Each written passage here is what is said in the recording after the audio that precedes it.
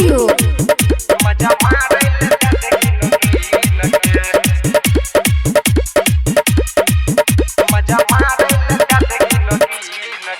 छौरा चाहिए हम बिहारी पर वो सब पर भारी।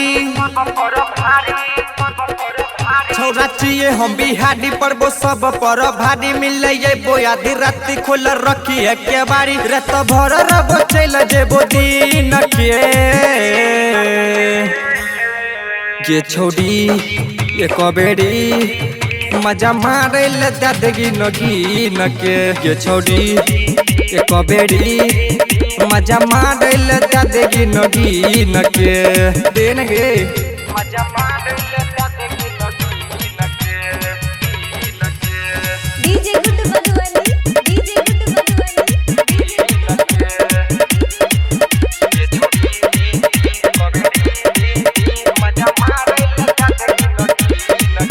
तोड़ा लहंगा पायोल हम की ना देबो। अब भूल कोई भी न ऐसा न चिन्ह देबो। तोड़ा लहंगा पायल हम की न देबो। भूल कोई भी न ऐसा न चिन्ह देबो। तोड़ा चौमिन चाट खिलैबो संगे साथ में अपना ले जाइबो। हंसबो के कहियो ने कनैबो। वादा करे छियो अपन बनेबो। पैसा लेने छियो बाप से छीन के छोड़ी एक बेरी मजा मारे ले दादगी नगी के छोड़ी एक बेरी मजा मारे ले दादगी नगी के मजा मारे ले दादगी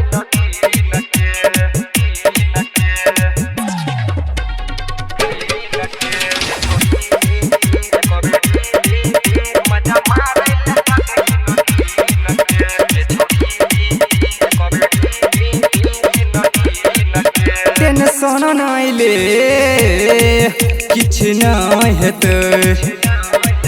जे हेतै गे सब देखल जेतै। टेंशन नइले किछु न हेतै। जे हेतै गे सब देखल जेतै। मैं बाप के अपन बता दे न त शंकर से बात करबे दे।